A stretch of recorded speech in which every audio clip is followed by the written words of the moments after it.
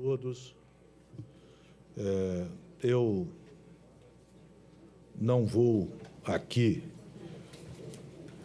ler toda a nominata, até porque eu correria risco e uma indelicadeza de deixar de citar algumas pessoas que estão presentes e que precisariam ser mencionadas. Então, eu tomo a liberdade de dar as boas-vindas ao vice-presidente Geraldo Alckmin, ministro de Desenvolvimento, Indústria e Comércio,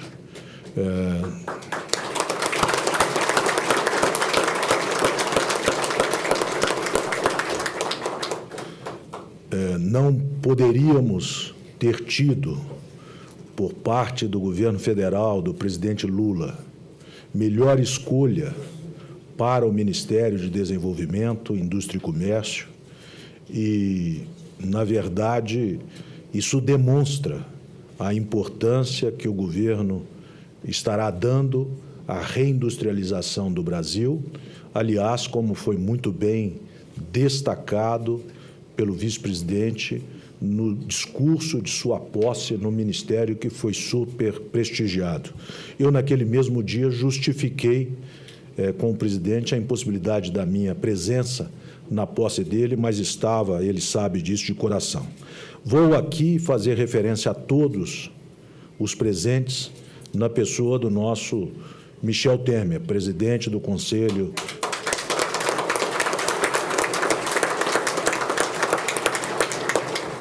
Superior da Casa de Estudos Nacionais e Política, e, através dele, cumprimento a todos os presentes.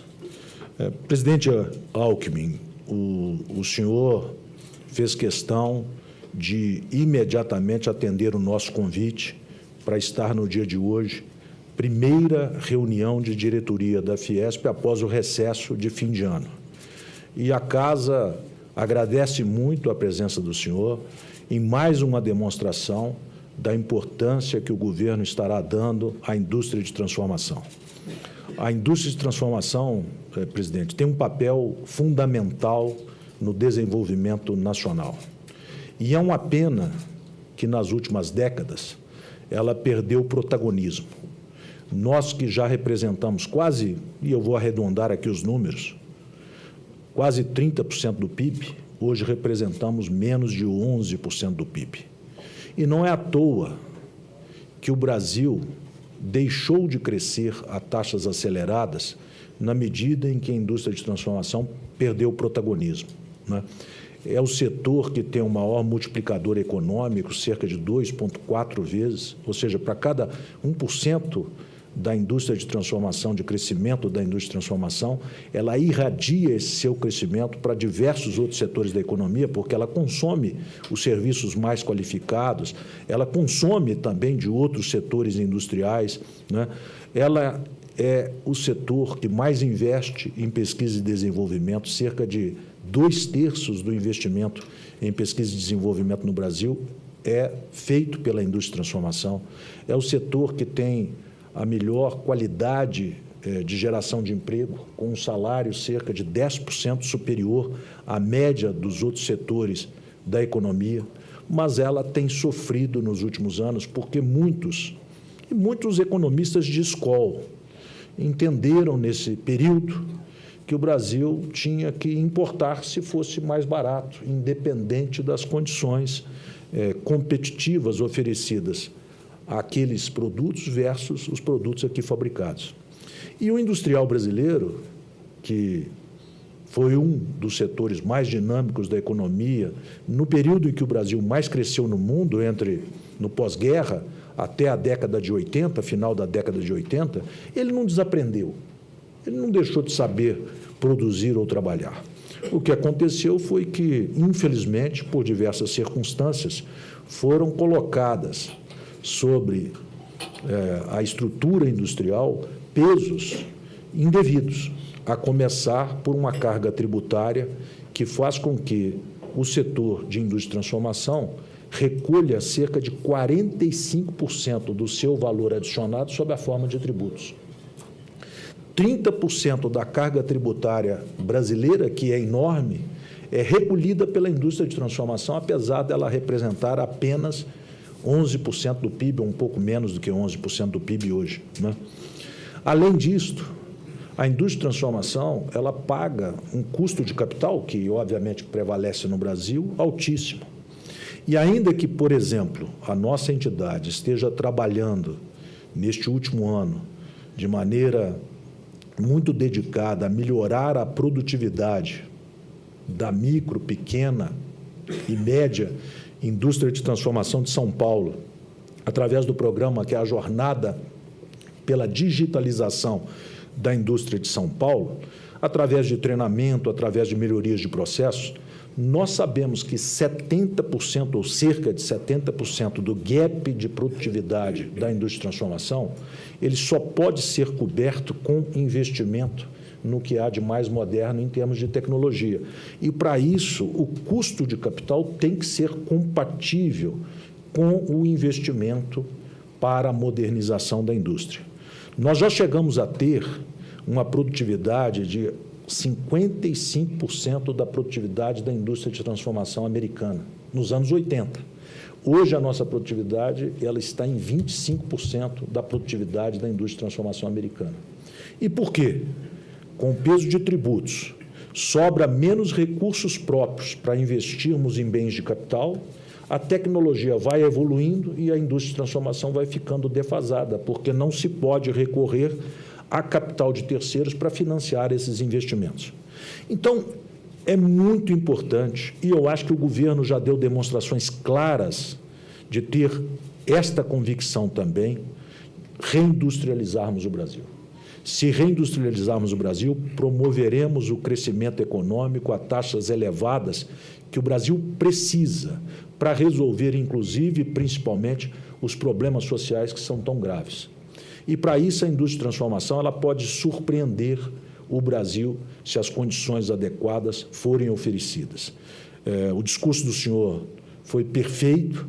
Eu acho que todos aqui que leram o discurso apoiam em gênero, número e grau cada um dos tópicos que o senhor colocou, e a reindustrialização do Brasil certamente passa por esta descarbonização da economia brasileira. O Brasil pode ser um dos líderes neste propósito, ajudando o mundo na transição energética, passa também por uma maior inserção nas cadeias globais de valor, como tão bem abordado no discurso do senhor.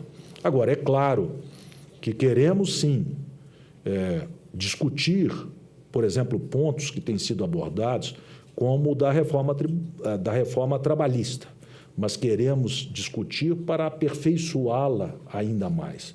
Acreditamos que, neste mundo moderno, em que novas relações de trabalho existem, é importante que a gente esteja aberto às discussões, mas discussões que não voltem a alguns pontos do passado que foram avanços importantes depois de muitas décadas. Afinal de contas, a CLT é de 45 e o mundo do trabalho mudou muito, não é? Hoje em dia, nossos filhos já não têm mais a mesma perspectiva que nós tínhamos quando ingressamos no mercado de trabalho. Eles veem o mundo de maneira diferente e, portanto, a própria legislação trabalhista tem que acompanhar esses avanços, e discutir novos aperfeiçoamentos é fundamental, e estaremos abertos a isso, desde que não tenhamos retrocessos. Portanto, é com grande satisfação, presidente Alckmin, que nós recebemos o senhor aqui hoje. Muito obrigado pela presença, e tenho absoluta convicção de que o Ministério vai estar desempenhando um papel fundamental para o crescimento do nosso país. Muito obrigado pela presença.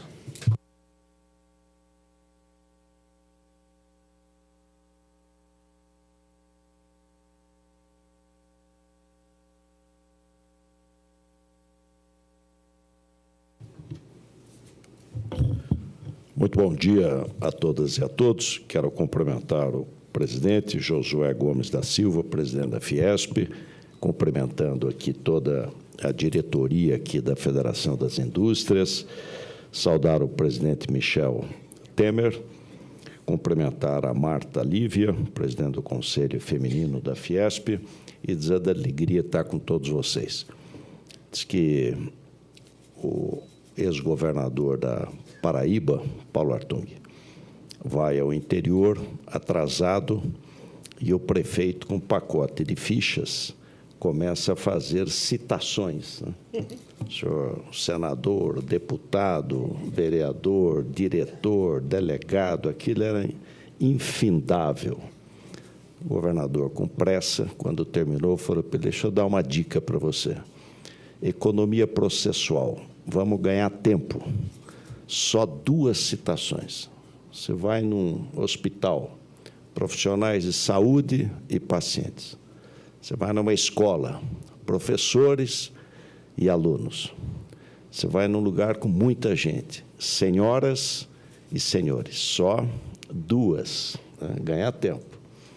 Passados uns meses, há uma solenidade no cemitério municipal.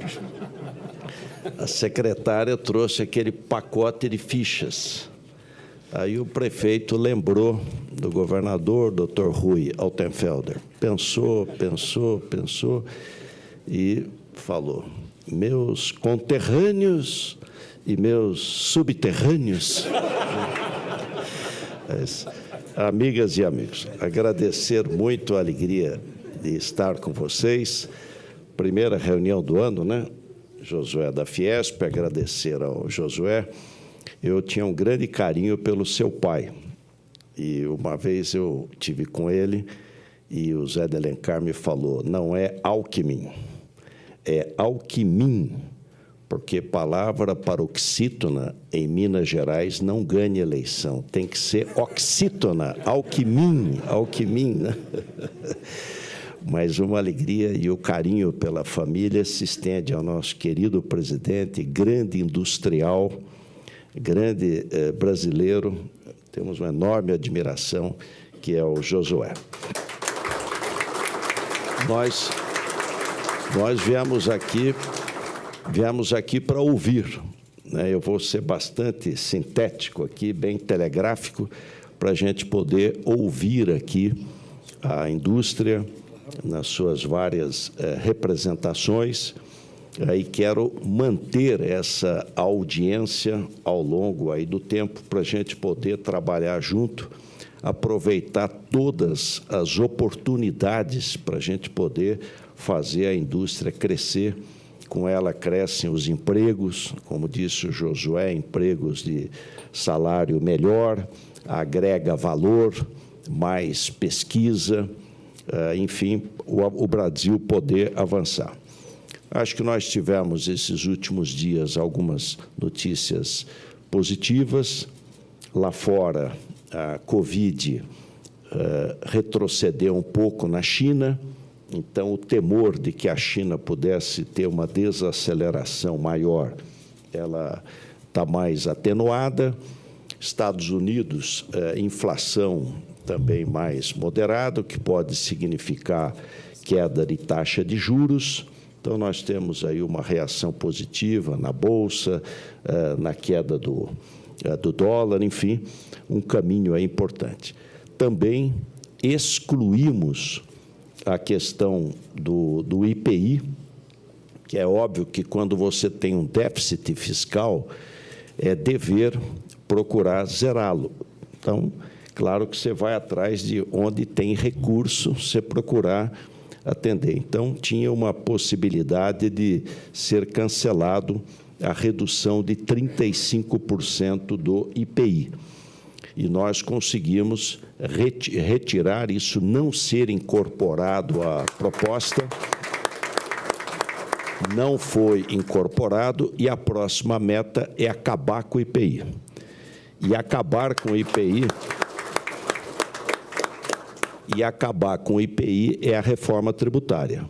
Então, nós temos que ter como... E eu sou muito consciente do seguinte: tudo que é PEC, né, presidente, que demanda mudança constitucional, 3/5, 2 votações, tem que ser rápido. Tem que fazer no primeiro ano, né, aproveitar o embalo, né, a legitimidade do processo eleitoral e avançar ao máximo. Já tem 2 PECs, a duas PECs bastante discutidas, bastante maduras, que podem ser aperfeiçoadas, mas eu diria que a reforma tributária ela é central. Ela pode fazer o PIB crescer, ela pode trazer eficiência econômica, simplificando a questão tributária. Então, e entendo que é essencial, inclusive, para a indústria. Nós temos defendido muito um programa de competitividade. Vejo vários médicos aqui, o professor Giovanni Cherry foi meu secretário da Saúde, doutor Medina, e há um princípio em medicina que diz sublata causa toritur effector, suprima a causa, que o efeito cessa. Então, o que aconteceu? Que o Brasil, que era o país que mais crescia no mundo, de 30 a 70, cresceu em média mais de 5% ao ano. Eu fui prefeito na minha cidade natal, em Pindamonhangaba, na década de 70, o Brasil crescia 12% ao ano. O que aconteceu? Que passamos a ter um crescimento menor. O Brasil ficou caro, perdeu competitividade e é preciso ter uma agenda de competitividade e de produtividade. Começando por educação básica de qualidade, básica, ainda tem 400 mil crianças fora da EMEI, crianças de 4 e 5 anos de idade. A criança que faz a EMEI, ela entra no primeiro ano já praticamente alfabetizada. Então, começar pela base. O presidente Fernando Henrique deu um passo importante com o Fundef, o Fundo para Ensino Fundamental, de 1º ao 9º ano. O presidente Lula ampliou com o Fundeb, incluindo o ensino infantil e o ensino médio. O presidente Temer fez uma reforma importante no ensino médio, tornando o ensino médio mais atrativo para diminuir a evasão escolar. Eu sou do tempo que você optava no primeiro ano, científico, clássico e normal. Era muito jovem para estar escolhendo. Aí ficou tudo igual. Ensino médio igualzinho para todo mundo. Aí ficou muito chato também. Então, a reforma feita foi corretíssima, porque metade praticamente do ensino médio é igual para todos, mas a outra metade você vai procurando dirigir a sua vocação, a sua aptidão, aquilo para que tem mais interesse. Também investir no ensino fundamental, ampliar a oferta de vagas na área universitária e, especialmente, focar na grande demanda de hoje, que é TI. Falta desenvolvedor de software, design, cientista de dados, engenharia de computação, enfim, é impressionante a necessidade nesta área. E inovação, aproximar a universidade, a academia, os institutos de pesquisa do setor produtivo, é extremamente necessário. O segundo item da competitividade, desburocratização. E aí peço a vocês que nos mandem todas as propostas que pudermos para desburocratizar. Nós temos uma cultura burocrática, né? Impressionante. Eu me lembro que era prefeito em Pinda, estava sendo construída a Vilares, hoje Gerdau. Foi o maior investimento da América Latina na época, teve 10 mil trabalhadores para erguer a siderúrgica. O presidente Figueiredo foi a Pindamonhangaba para inaugurar a Vibasa, a indústria de base. E, na época da construção, atrasou a comida. E o pessoal que estava lá, os trabalhadores, eram milhares de trabalhadores, acabaram pondo fogo lá nos acampamentos e tal. E queimaram 8 combis. O que era aquela Kombi? Era a breografia. Aí eu peguei uma breografia daquela e pedi para um professor da faculdade examinar. Aí ele me ligou dando risada, falou, isso aqui não tem o menor sentido. Tanto é que hoje não existe mais a breografia, mas era obrigatório obrigatório, você irradiava a pessoa para poder ter carteira assinada. Aqui na Assembleia Legislativa de São Paulo, há uns anos atrás, aprovaram uma lei que nas escolas, segunda-feira, sem carne, proibido carne. Aí eu vetei a lei. Perguntaram, por que o senhor vetou? Eu falei, não, para mim tudo bem, segunda-feira sem carne. O problema é o precedente, que aí vai ser terça sem café. Quando chegar na sexta sem chopp, aí a coisa fica gravíssima. Mas é uma cultura, né, de criar regra, burocracia, custo. Então, tudo que puder desburocratizar, nos encaminhe. Acordos internacionais. Nós precisamos expandir os acordos internacionais, que à medida que a gente não avança, os outros avançam. O Chile está celebrando com a União Europeia. Então, o presidente Lula está indo, essa semana que vem, à Argentina. A Argentina é um parceiro importantíssimo, porque é para onde nós vendemos manufatura, produto com maior valor agregado. 3 produtos primários respondem por quase 70% da exportação brasileira: soja, minério de ferro e petróleo bruto. É importantíssimo, mas nós precisamos exportar valor agregado. E perdemos mercado para a China. Exportávamos quase 30 bilhões de dólares, 28 bilhões de dólares, há alguns anos atrás, e caiu para 15. Perdemos mais de 30%. Por quê? A China ocupou o espaço do Brasil. Por várias razões, mas uma delas é financiar o importador. A China financia o importador argentino, com um custo muito mais baixo, e ele dá preferência ao outro produto. Você perde mercado numa área importantíssima, que é a exportação de automóvel, ônibus, caminhão, autopeça, enfim, valor agregado. Então, nós temos, o BNDES veio para o MIDIC, nós estamos defendendo um programa para financiar as exportações. Ela é extremamente necessária e relevante. E vai ser refeita, reinstalada a Comissão Bipartite Brasil-Argentina, Produção e Comércio. Uma outra questão importante, aí tocamos no assunto do custo de capital, é juros. Quer dizer, e há de novo, vale o princípio. Por que os juros é tão alto? É cunha fiscal? Precisa tirar imposto. É falta de concorrência? Precisa ter mais players. É dificuldade de recuperar o crédito? O spread é alto, porque o bom pagador paga pelo mau pagador? É instabilidade política? É insegurança econômica? Mas qual é a causa?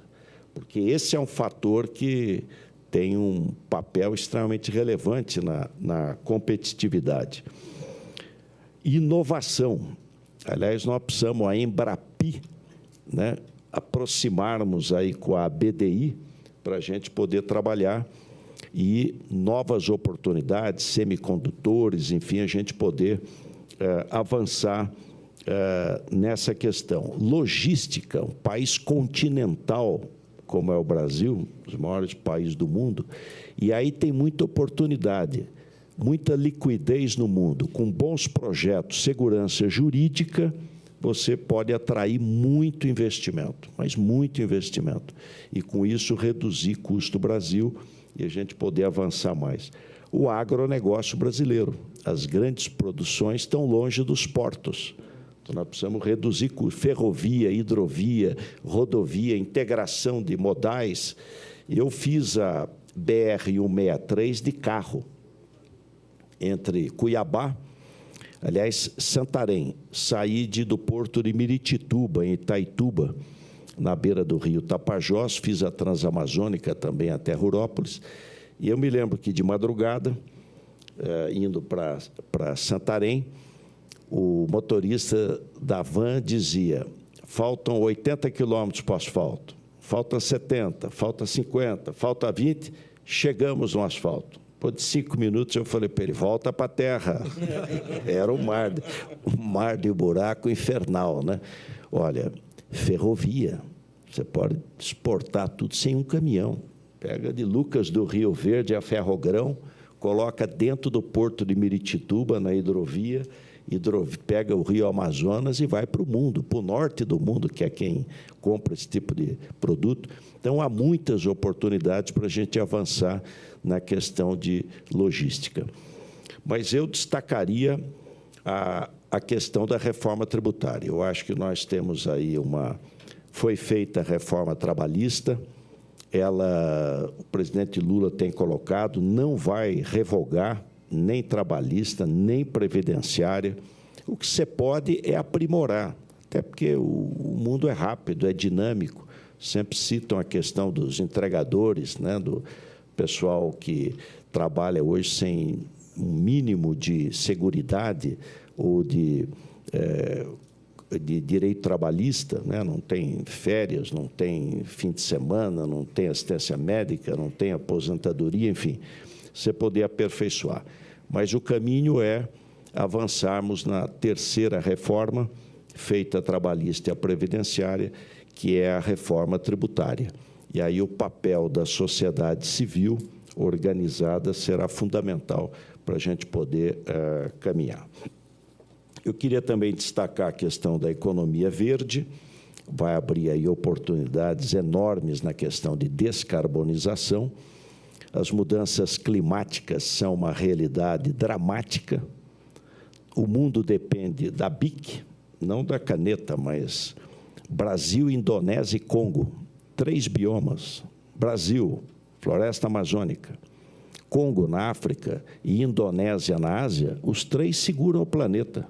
A questão climática, então, ela é central.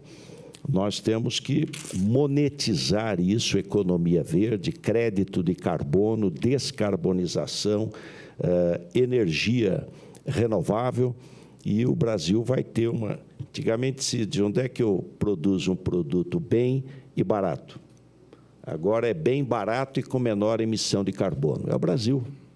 Então, abre aí uma oportunidade espetacular nessa área. A agroindústria, que nós temos uma enorme competitividade, a gente poder agregar valor, avançar mais no processo industrial, inúmeros complexos, saúde, defesa, químico, petroquímico, energia renovável, automotivo, mobilidade, agroindústria, enfim, tem um leque aí enormes, e à nossa disposição é de trabalharmos muito juntos, para a gente ir identificando as dificuldades e ir trabalhando juntos para poder superá-la.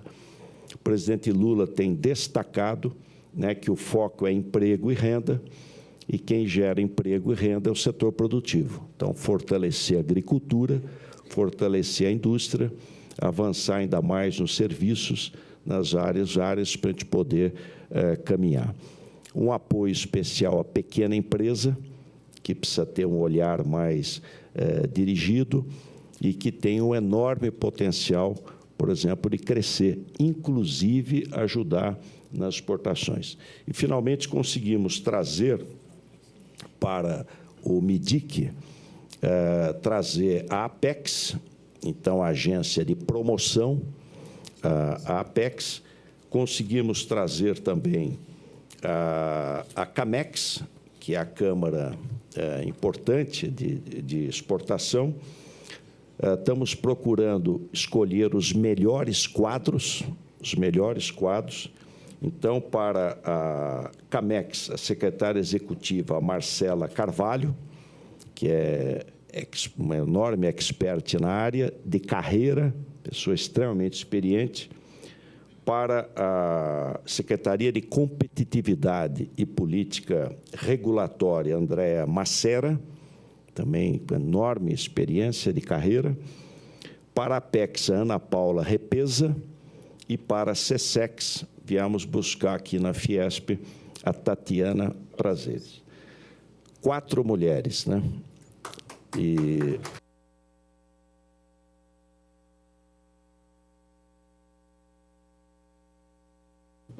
pelos seus méritos, né? E para fazermos aí um grande trabalho. Mas agradecer muito o convite aqui de vocês e dizer que nós queremos, Josué, ter uma audiência permanente, um diálogo permanente. Quem ouve mais erra menos, né? Então, para a gente poder aproveitar todas as oportunidades. Já desse eu ouvi está aqui comigo o embaixador Adãunio, mas eu ouvi do embaixador Rubens Recupero, e ele dizer que a globalização continua. Onde é que eu produzo melhor e mais barato? A globalização continua, só que ela tem um princípio novo, o princípio da precaução. Então, nós temos que aproveitar esse momento, o princípio da precaução. Indústria de fertilizantes. Nós não podemos, sendo os maiores exportadores agrícolas do mundo, depender praticamente mais de 2/3 de lá de fora. Então, nós temos que avançar em todas as oportunidades que nós tivemos. Muito obrigado.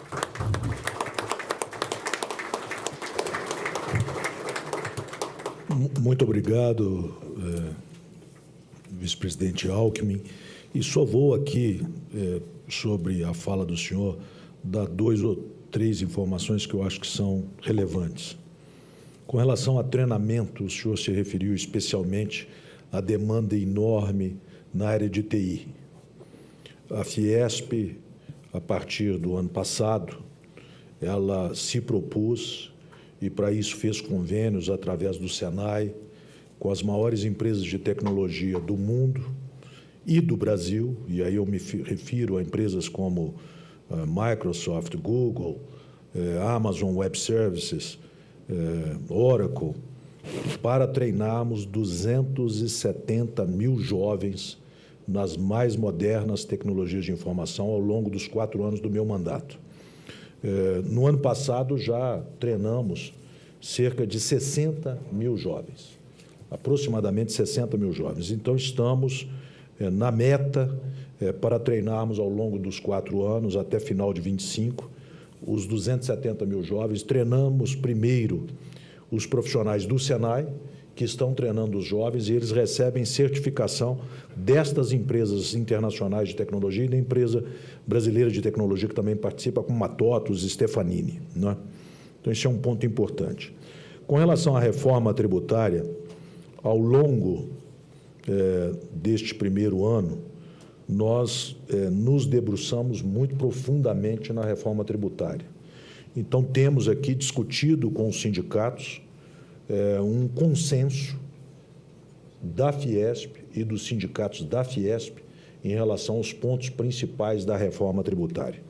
E participaram desse esforço, tecnicamente, uma profissional, que é a Vanessa Canato, e também, por inúmeras vezes, o API e todo o time do API, que agora está justamente no Ministério da Fazenda, como responsável pela reforma tributária, à frente desse tópico que eu sei que é um objetivo do governo, e eu acho que isso pode trazer, vamos dizer, pelo menos uma melhor distribuição da carga tributária, e com isso o setor, e também uma desburocratização, uma simplificação, e com isso eu acho que o setor industrial ganhará muito. E com relação ao custo de capital, nós fizemos juntamente com a FEBRABAN e com o Banco Central do Brasil, com a presença do presidente Roberto Campos Neto, um trabalho feito a 4 mãos, está pronto para ser entregue ao governo e às autoridades, que justamente endereçam os principais pontos que levam o Brasil a ter uma estrutura de juros tão mais alta do que os países com os quais nós competimos. Isso também é uma função fundamental. O senhor abordou aqui vários dos pontos identificados, eles estão quantificados em conjunto com o setor financeiro e a indústria, e também com o Banco Central no que se refere aos juros básicos da economia. E eu acho que nós precisamos endereçar isso para termos um futuro. E, finalmente, a Embrapi. O senhor sabe que a Embrapi foi uma ótima iniciativa do governo, teve início há alguns anos atrás, e eu acho que é um modelo de desenvolvimento de inovação e tecnologias novas super interessante, até porque a estrutura do governo é muito pequena, é muito enxuta, usando laboratórios de pesquisa credenciados, dentre eles, inclusive, alguns laboratórios do Senai, dentro de um processo meritocrático e só aprovando projetos quando as verbas estejam totalmente já nos cofres da Embrapi. Não sei se o senhor sabe, o Pedro Vonchovski, que é presidente de um dos conselhos superiores da Casa, foi o presidente do conselho da Embrapi durante alguns anos. É uma grande iniciativa do governo. Eu acho que a gente pode reforçar a Embrapi, que já nasceu, vamos dizer, num modelo, a imagem e semelhança da Embrapa, mas num modelo já mais moderno pela data em que foi criada, usando laboratórios terceirizados, privados ou não, e tem tido grande sucesso. Então, são essas as observações sobre os principais pontos o que o senhor abordou, e eu vou abrir a palavra para um ou dois comentários, tendo em vista o adiantado da hora. O presidente Alckmin tem um outro compromisso, então eu vou dar oportunidade para uma ou duas intervenções para que ele possa ouvir, até porque ele vai estar conosco durante o almoço e poderá continuar nos ouvindo durante o almoço. E antes do almoço, para que nós todos possamos nos deslocar para o 16º andar, ele vai estar participando de uma breve entrevista coletiva com a imprensa que está aqui para ouvi-lo. Então, por favor, doutor Raul. Saúde em primeiro lugar, não é, presidente? Bom, querido amigo presidente, um doutor que mudou só de tipo de paciente, né? Quando está no MEDIC, quer medicar a indústria, quer medicar o país. Se for bom como tem sido até agora nas outras coisas, como medicina, vai ser muito bom para todos nós. O doutor medicando. Obrigado, Raul. Só agradecer o Raul Kutait e colaborando o presidente para não cansá-los. E eu que sou anestesista, professor Raul Kutait, diz que o Agripino Grieco era um crítico literário e, apresentado a uma moça, ele falou para ela: nós já nos conhecemos. Ela ficou meio... Nós já dormimos juntos. Aí ela falou: foi na conferência do professor Pedro Calmon.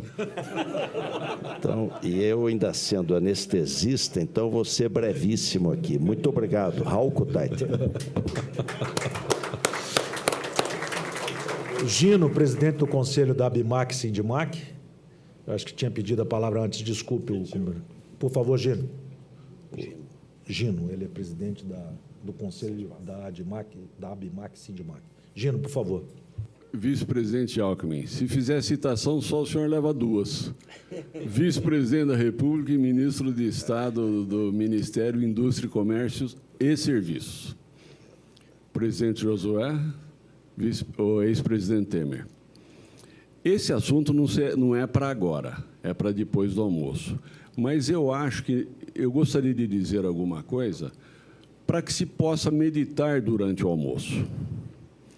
Nesse programa que os senhores estão implantando, essa volta do MDIC, etc., eu vou dizer, toda a troca de governo é uma nova esperança para a indústria que vem sendo realmente espezinhada e desprezada ao longo de décadas e décadas. Os números o presidente Josué já passou. Então, eu vejo agora uma nova oportunidade de nós tomarmos o protagonismo que nós temos a capacidade e o dever de preencher. A Fiesp é uma entidade que tem uma envergadura muito grande. E o que dá, a maior federação de indústrias do Brasil, e o que dá esse tamanho de envergadura é o somatório de todos os sindicatos que a compõem. Se nós perdermos algum pedaço, é como a envergadura de asa de avião. Se nós perdermos algum pedacinho do avião, pode ser que ele não voe bem. E não importa o tamanho do sindicato. Se o avião perder uma turbina, mesmo que decolando, que é a hora mais crítica, ele consegue decolar. Mas se quebrar o parafusinho do profundor ou do leme, ele cai imediatamente.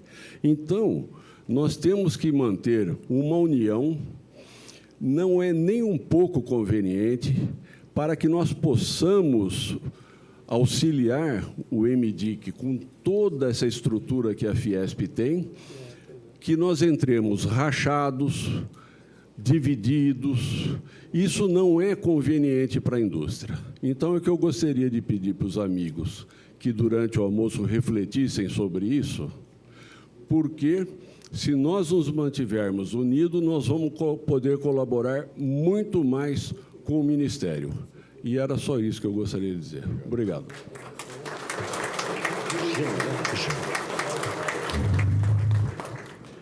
Obrigado, Gino. É aquele ditado popular, a união faz a força, né? E trabalharmos juntos aí para superarmos os desafios e podermos avançar mais. Mais duas intervenções. Tem um companheiro aqui que pediu a palavra, por favor.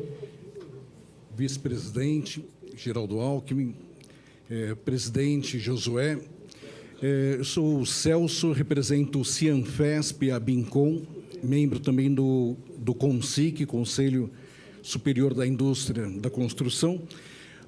A fala do senhor foi bastante positiva, eu acredito que todos aqui receberam muito bem. Tanto a preocupação com a questão tributária, trabalhista, comercial, incentivo para micro e pequena empresa, mas existe um ponto que é a questão regulatória, né? Eu gostaria que o senhor falasse um pouquinho qual a sua impressão e a importância que tem para a sua gestão a Política Nacional da Infraestrutura da Qualidade. Era isso. Olha, agradecer aqui ao Celso. Primeiro dizer que, em relação à construção, ela é central, porque é emprego, né? Extremamente importante na questão do emprego. O governo federal vai retomar o Minha Casa e Minha Vida de maneira fortemente, porque isso gera emprego e emprego rápido. Um grande programa de concessões e PPPs, Paulo Artung, para a questão da infraestrutura, saneamento básico. Na questão da qualidade, eu queria destacar aqui o Inmetro e o INPI. Nós vamos ter metas em todos esses trabalhos. No Instituto Nacional de Propriedade Intelectual, a gente reduzir o prazo para patentes, para marcas e patentes, estabelecer prazo, o que precisa ser feito para a gente acelerar o trabalho do INPI. Isso vai atrair mais investimento para o Brasil, trazer mais segurança, a gente poder mais rapidamente poder autorizar, reconhecer as patentes e marcas. No Inmetro, hoje há muito protecionismo no mundo e alguns deles barreiras técnicas, então fazer um trabalho grande também no Inmetro, enfim, e trabalharmos juntos para a gente poder avançar. Na questão da regulação, hoje há muito, acabei de receber um documento aqui da Fiesp, há muita atitude que a gente também tem que tomar de maneira defensiva para proteger os produtos brasileiros e inovação. E aí destacou o presidente Josué a Embrapi, que num novo modelo de contrato de gestão, né, de contrato de gestão com o setor industrial, vai poder desenvolver aí os melhores projetos de inovação para a gente poder melhorar a qualidade e avançar ainda mais. E quero destacar também, Josué, o Sistema S.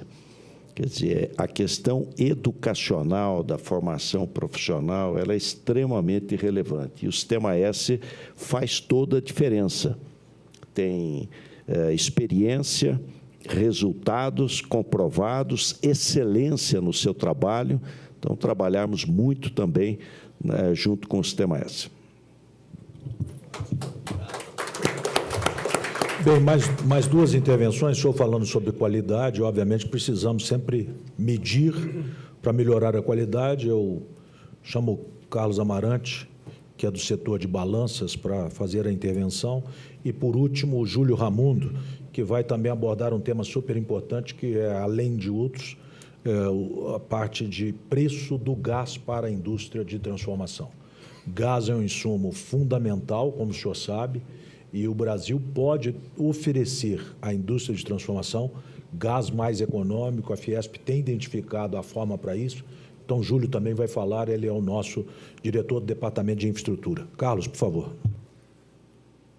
Excelência, senhor vice-presidente, muito bom dia, agradeço a oportunidade. Meu nome é Carlos Alberto Amarante, sou presidente do Cibapem, Sindicato da Indústria de Balanças, Pesos e Medidas.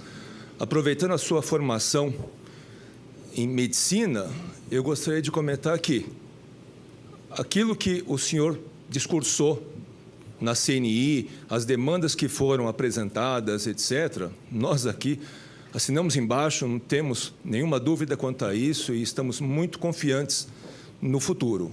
O que eu gostaria de comentar, que eu acho até que está já pontuado ao longo dessa política, desses propósitos, mas seria muito importante, é uma questão que afeta a todo o segmento industrial, que é o combate à pirataria. Por exemplo, se está num hospital, se a balança não está pesando corretamente, se o esfigmomanômetro, medidor de pressão arterial, não está funcionando, se o termômetro não está funcionando, se o oxímetro não está funcionando, o profissional de saúde vai ser levado a uma interpretação errada quanto ao que está sofrendo o paciente e vai levar a um procedimento errado e, eventualmente, o paciente não vai ser atendido da maneira mais adequada. Da mesma forma, isso acontece com todos os instrumentos de medida quando você, seja no comércio, seja na própria indústria, seja em qualquer outro tipo de serviço, como serviço hospitalar, se os instrumentos não estão adequados. Então, e eu entendo que já existem leis mais do que suficientes para que a gente possa combater a presença de instrumentos irregulares, porque eles são uma economia paralela, como já levantou aqui a Fiesp, o crescimento da indústria da pirataria é 2 vezes o crescimento de uma China, é 15%, 16% ao ano. Então, eu gostaria muito que o Ministério da Indústria e Comércio e Serviços atuasse para combater esse tipo de prática e o meu sindicato e a Fiesp, como um todo, certamente vão colaborar para que isso tenha uma participação efetiva na condução dos seus trabalhos. Muito obrigado. Obrigado, Carlos. Presidente. Carlos Amarante. Sim. O Carlos, queremos trabalhar juntos, viu? Vamos ouvi-lo muito aí.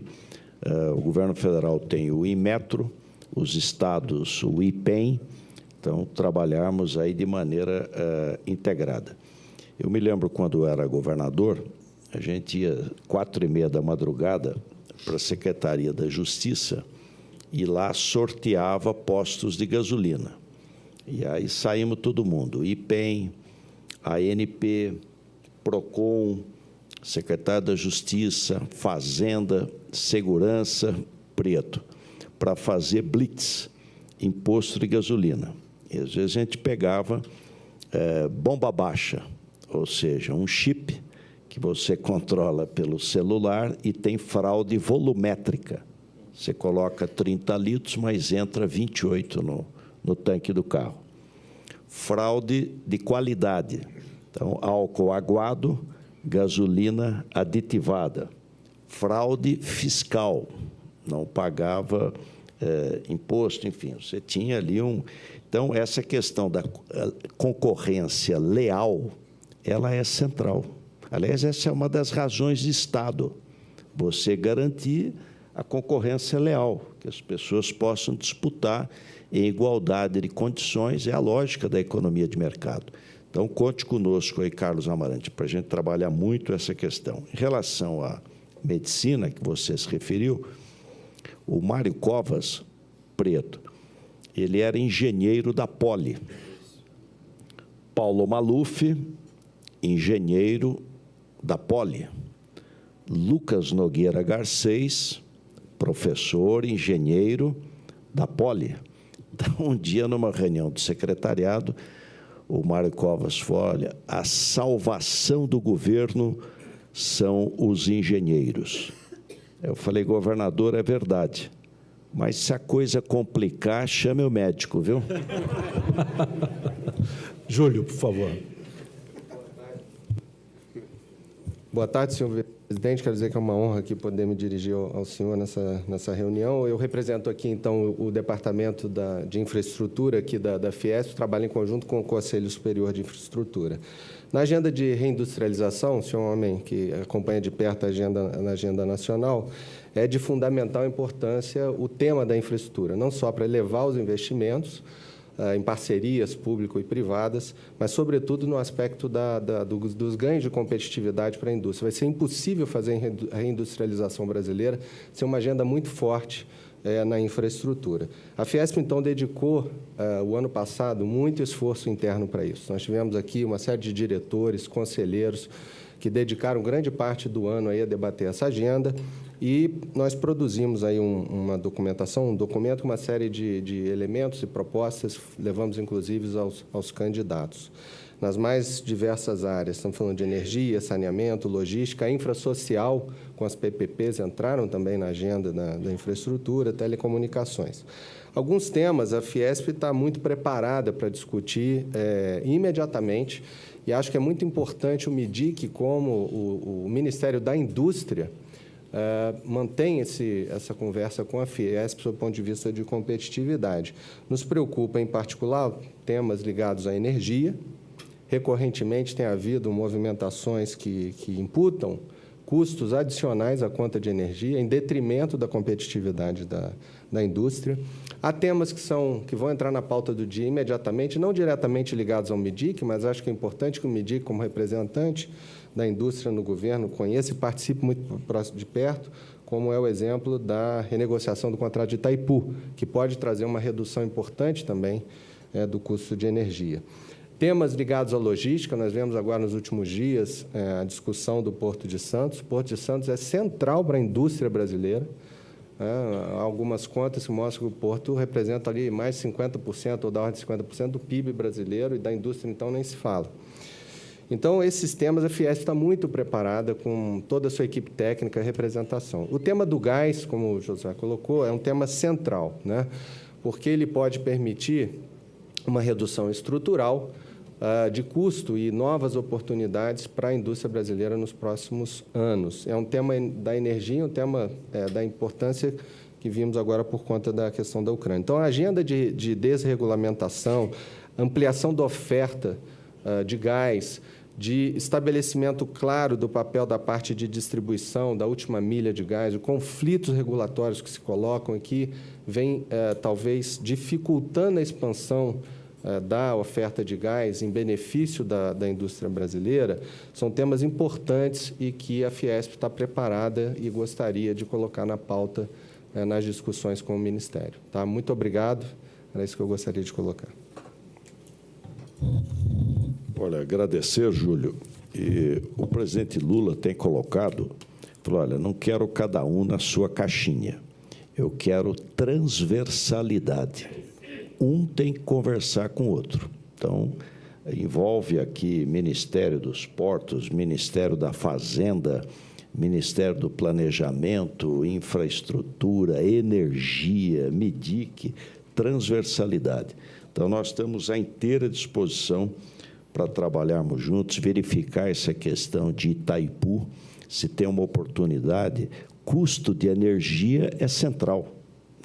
Custo de energia é básico para a competitividade. Então, trabalharmos em todas as áreas aí para podermos ajudar. Logística, questão portuária. Então, vamos fazer um bom trabalho. A questão do gás natural, nós temos o pré-sal, né, que é impressionante, as jazidas, né, o volume do pré-sal. Hoje, o pré-sal já é maior que o pós-sal, e com uma tecnologia impressionante. Você está a mais de 300 quilômetros de distância da costa, profundidade enorme, e tem tecnologia para fazê-lo. Qual o problema, no caso do gás natural aqui da Bacia de Santos, São Paulo? É não ter gasoduto.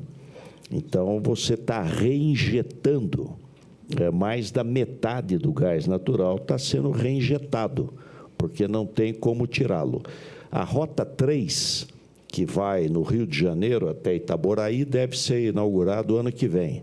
Então, a Rota 3 está caminhando e vai ser importante. E depois o gás natural integra, né, as suas moléculas, integra o gasoduto nacional. Mas nós temos que acelerar a Rota 4. Então, eu já coloquei lá, tem uns 40 itens que nós colocamos na parede lá para todo dia olhar. E um deles é a Rota 4, ou seja, fazer a infraestrutura para tirar o gás que está aqui. Aliás, o gasoduto para subir o gás da Baixada para a região metropolitana também já está pronto. O que precisa agora é acelerar a questão do licenciamento ambiental e os procedimentos para a gente poder tirar o gás natural. Veja o impacto que teve na economia americana o shale gas. Quer dizer, é impressionante o impacto. Então, nós temos que ir atrás aí para poder viabilizar o mais rápido possível. Vamos trabalhar muito isso aí, doutor Júlio. Bem, presidente Alckmin, nós temos um conjunto de prioridades para sugerir ao senhor e ao Ministério. Mas eu tenho a certeza que o nosso diálogo será permanente. Então, eu não vou dar mais papel para o senhor carregar, porque essas coisas são sempre incômodas. Nós vamos encaminhar depois para a assessoria do senhor, com o propósito de colaborarmos com o Ministério, com os objetivos que o senhor tem para o Ministério, e temos a segurança que o senhor terá um grande desempenho à frente do Ministério e conseguirá reindustrializar o Brasil. Eu acho que se o Brasil mudar a inflexão da participação da indústria de transformação no PIB, o Brasil vai ter grandes resultados e o senhor será capaz de fazer esse ponto de inflexão. Muito obrigado pela presença. Nós não vamos fazer as formalidades naturais da reunião de diretoria, como a leitura da ata da reunião anterior, alguns comunicados de falecimento de pesar. Vamos deixar isso na próxima reunião do dia 30, mas já vou também avisar que a próxima reunião do dia 30 contará com a presença do ministro da Fazenda, Fernando Haddad. Ele já confirmou pessoalmente, vai reconfirmar na volta dele de Davos, ele está essa semana em Davos, mas, em princípio, está confirmado para a próxima reunião de diretoria no dia 30, a presença do ministro Fernando Haddad e, no dia 6, do ministro Luiz Marinho. Tem outros ministros que foram convidados, estão também confirmando presença. Quero agradecer a presença de todos, especialmente do presidente Alckmin, do presidente Michel Temer, e agora convidar a todos... Josué, só pela oportunidade, destacar a sensibilidade do ministro Fernando Haddad e não incluir a volta do IPI, que é sempre uma tentação, né, de quem é arrecadador, de querer arrecadar, e era um valor expressivo. Então, a sensibilidade dele de não incluir o IPI. Bem, com isso, damos por encerrada essa parte da reunião. Vamos todos nos deslocar para o 16º andar no almoço, enquanto o presidente Alckmin vai dar uma breve entrevista para a imprensa que está o aguardando. Muito obrigado.